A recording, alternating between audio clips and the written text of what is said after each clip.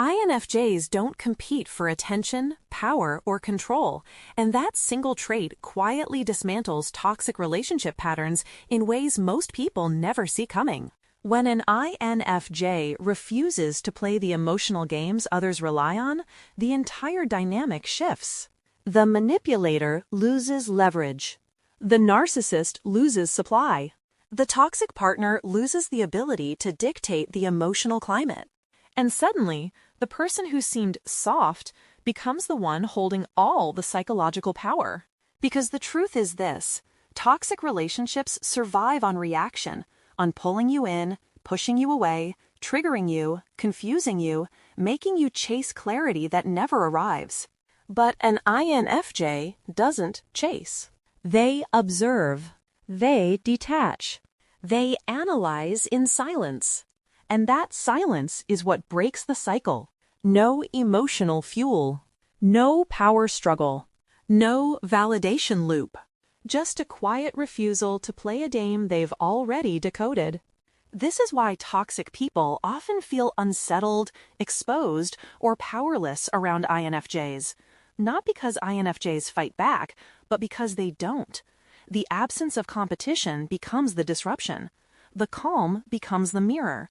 And what that mirror reflects is something toxic personalities cannot escape: their own patterns, stripped of influence.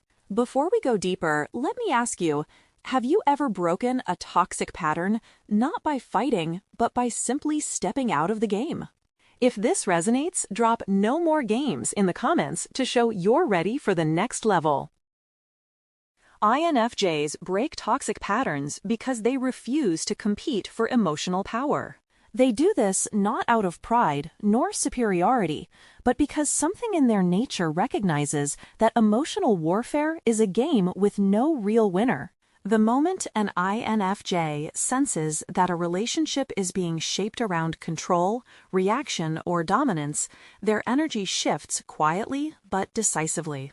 While toxic personalities thrive on emotional tug-of-war, needing someone to chase, someone to argue, someone to validate their chaos, the INFJ steps out of the arena entirely. They don't fight back, because fighting means accepting the rules of a game they never agreed to play. Instead, their stillness becomes a force of its own, a refusal that dismantles the manipulator's strategy from the inside out. The INFJ's lack of engagement confuses people who rely on provocation to feel powerful. There is nothing to feed on, no reaction to exploit, no emotional leverage to pull. It is in this quiet withdrawal from competition that the INFJ begins to rewrite the pattern. For the INFJ, emotional power isn't something to be claimed, it's something to be protected. They sense the moments where someone else's behavior becomes less about connection and more about dominance, and they instinctively stop feeding it. When a toxic person raises their voice, the INFJ lowers theirs. When the other person plays mind games, the INFJ offers no reply. When manipulation intensifies, the INFJ retreats internally and refuses to provide the emotional response that the pattern requires to stay alive. And because INFJs see the emotional architecture beneath the surface, they recognize how cycles of competition trap people into repeating the same wounds. Their refusal becomes an act of emotional sabotage, but in the healthiest way possible. They collapse the system by removing the fuel. Toxic people expect resistance, anger, jealousy, or desperate attempts to win back affection, yet the INFJ gives them none of it. And that is where the real break happens. Toxic dynamics crumble when one person stops playing the emotional game, and the INFJ is uniquely capable of doing exactly that. Their quiet, deliberate disengagement becomes the moment the manipulator loses their script. The INFJ doesn't win by overpowering, they win by refusing the contest altogether, leaving the toxic pattern with nothing left to latch onto. Their boundaries disrupt manipulative dynamics that rely on reaction and chaos. Manipulators survive on emotional turbulence. The quick spike of tension, the desperate need for resolution, the back and forth that keeps their target off balance. But INFJs break this cycle at the root because their boundaries are not loud, dramatic, or negotiable. They are quiet walls built from deep self-awareness and emotional clarity. When a manipulative person attempts to provoke them, the INFJ doesn't explode, doesn't engage, doesn't spiral into the chaos that's been carefully engineered for them. Instead, they respond with a calm that feels almost unnatural to someone who thrives on disorder. Their refusal to react disarms the manipulator instantly because reaction is the very fuel these dynamics depend on. An INFJ boundary isn't a line drawn in anger, it's a doorway. The INFJ simply stops walking through. And once that happens, the entire manipulative structure begins to collapse. What manipulative individuals expect is the cycle: provoke, react, destabilize, dominate. But the INFJ breaks it by inserting stillness where chaos is expected. They say no without raising their voice. They detach without explaining themselves. They choose peace in moments built to trigger conflict. And it's this refusal to participate that forces the manipulator into a strange, uncomfortable space, the absence of control.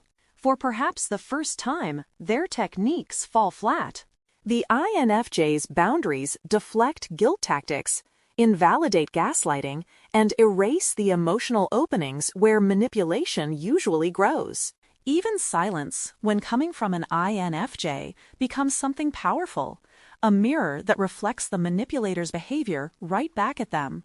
The lack of reaction exposes the truth that the manipulator has been hiding under layers of noise. And that's why INFJ boundaries are so disruptive. They interrupt the emotional circuitry of manipulation. They turn chaos into clarity.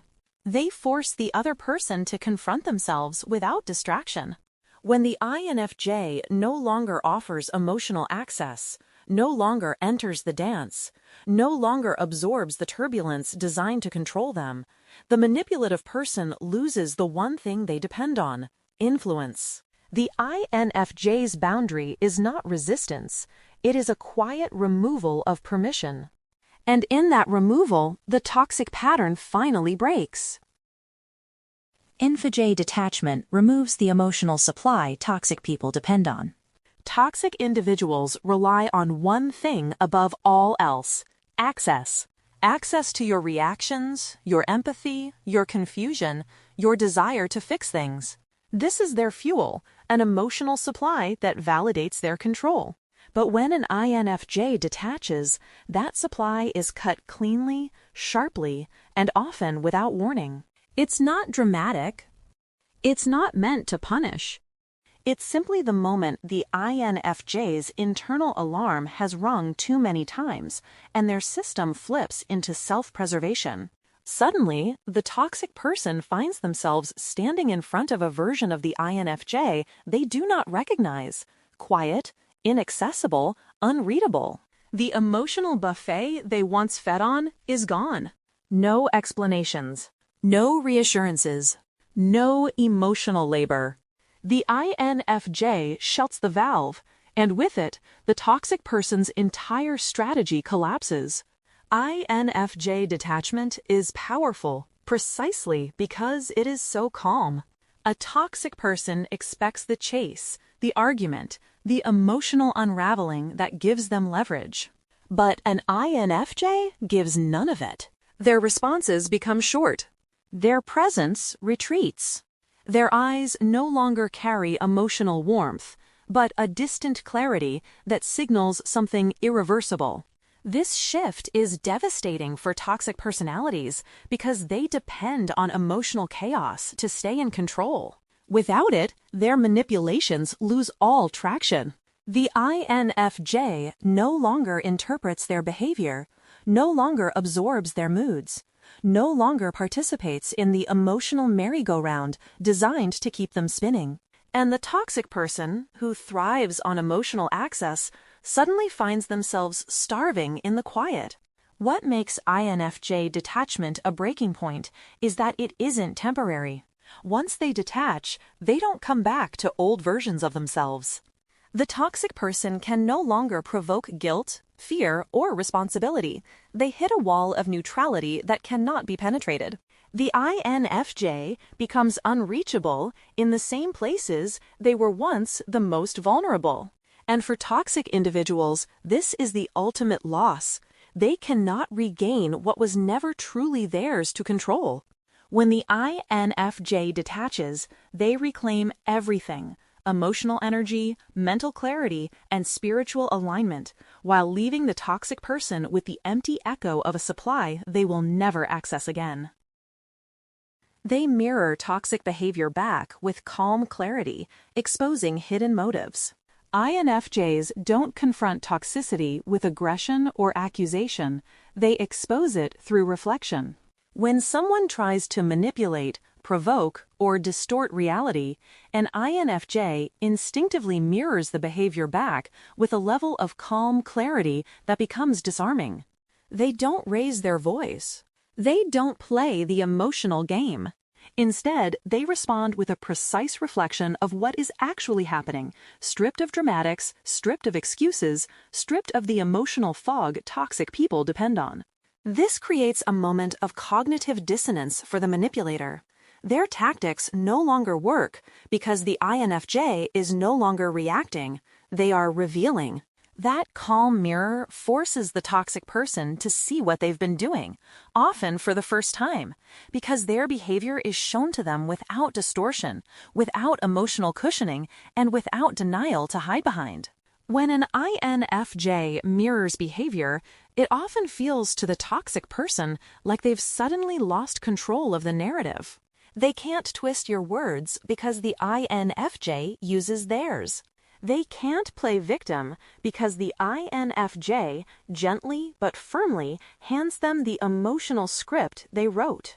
They can't escalate because the INFJ refuses to fuel the fire. This clarity becomes threatening.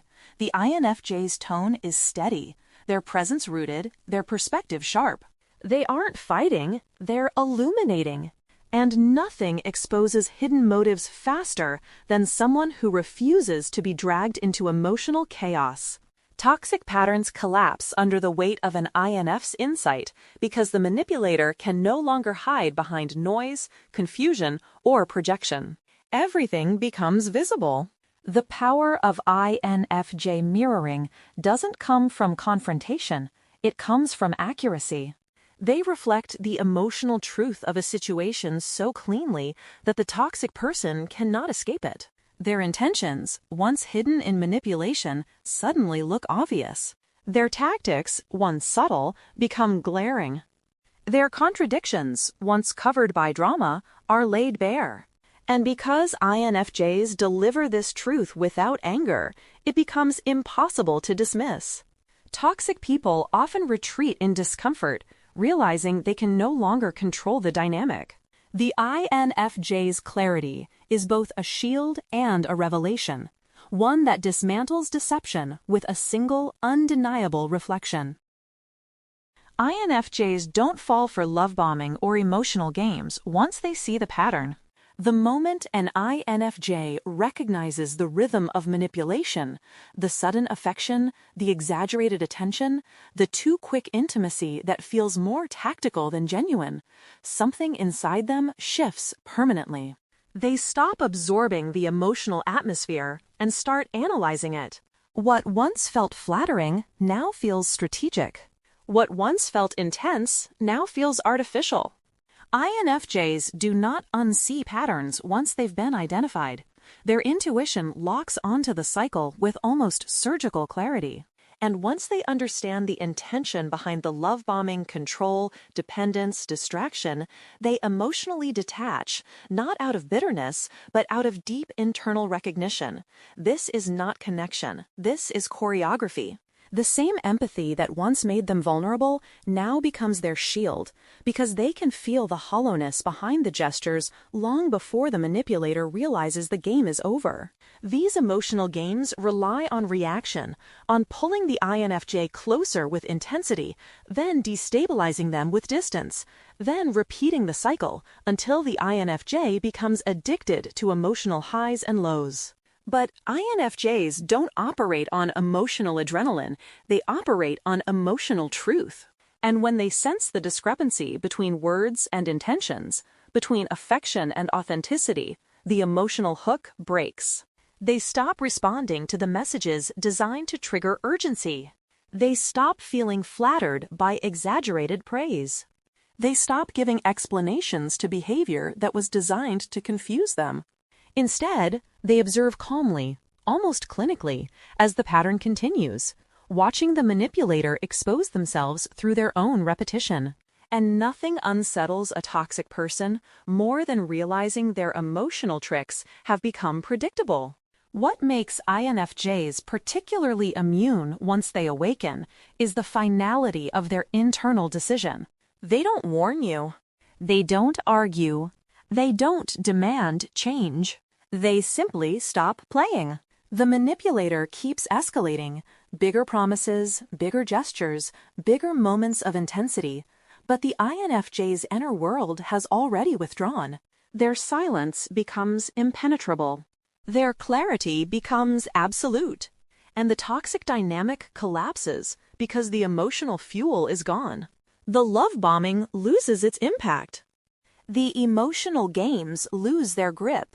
And the INFJ, finally seeing the full architecture of the manipulation, steps out of the pattern entirely, untouched, unmoved, and no longer available to be controlled.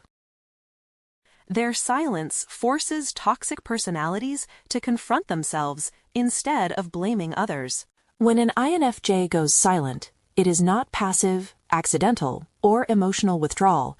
It is a mirror, held with steady hands, showing a toxic person the one thing they've spent their whole life avoiding: themselves. Toxic personalities thrive on noise, reaction, and emotional disruption. They depend on someone to absorb their chaos, someone to blame when their own instability surfaces. But INFJ silence removes the battlefield entirely. No arguments. No explanations. No emotional cues to twist into guilt or justification. Suddenly, the manipulator is left with nothing but the echo of their own behavior, reflected back at them with chilling clarity. Silence becomes the INFJ's sharpest form of truth. In that quiet, toxic individuals feel a discomfort they cannot project away. There is no target, no opponent, only their own actions staring back at them. This silence destabilizes them because it removes their favorite tool, control through reaction. An INFJ who refuses to argue breaks the pattern. An INFJ who does not explain leaves no leverage. An INFJ who does not defend themselves is immune to manipulation. And when the toxic person tries to provoke them through anger, guilt, or emotional bait, their attempts fall flat against the INFJ's unshakable calm. The INFJ becomes unreadable, unreachable, untouchable. In that stillness, the manipulator feels small, exposed, and without script. Their identity relies on deflecting responsibility, but INFJ silence denies them the chance. It forces them inward, where the accountability they've always avoided finally waits. What makes this silence even more powerful is that it isn't meant to punish, it's meant to protect. The INFJ isn't trying to teach a lesson. They're not trying to change the other person.